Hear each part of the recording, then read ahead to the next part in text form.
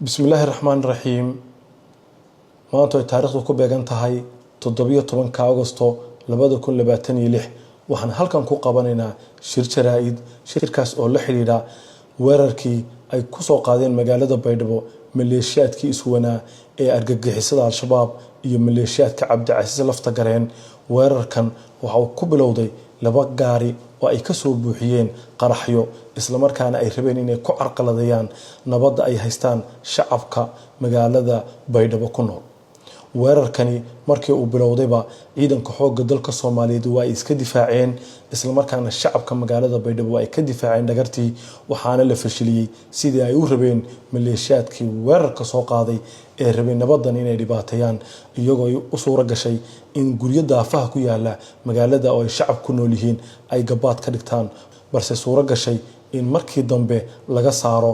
ciidanka xoogga dalka Soomaaliyeed waxa u suura gashay in halkaas lagu dilo 30 gaariya maleeshiyaadkii weerarka soo qaaday sidoo kalena lagu qabto tiro maleeshiyaad oo ah maleeshiyaadkii iswanaa ee argagixisada iyo kuwii maleeshiyaadka Cabdicasiis Laftagareen isugu jira sidoo kale waxay halkaas ku soo bandhigeen hub iyo gaadiid laga qabsaday maleeshiyaadkaas oo dhagartii ay maleegayeen ayna u suura gelin sidii ayagu ay rabeen sidoo kale waxaan shacabka Soomaaliyeed u cadeynaynaa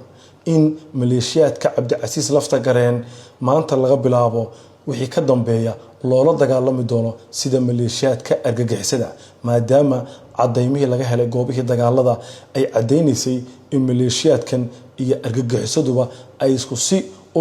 weerarayaan shacabka isla markaana u dhibaateynayaan shacabka waxaan cadeynaynaa in isku si loola dagaalami doono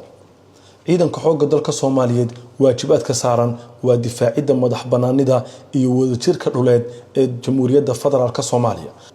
cadawga ciidanka xoogga dalka Soomaaliyeed waa cid kasta oo ka barbar dagaalanta maleeshiyaadka khawaarijta argagixisada al-shabaab ama khalkhal gelisa amniga shacabka Soomaaliyeed wasaaradda gaashaandhigga xukuumadda federaalka Soomaaliya iyo taliska ciidanka xoogga dalka Soomaaliyeedba shacabka Soomaaliyeed waxay dib kala wadaagi doonaan xogta rasmiga ah ee hawlgalka lagu baacsanayo maleeshiyaadkan iswanaa ee argagixisada al-shabaab iyo maleeshiyaadka Cabdicasiis Laftagareen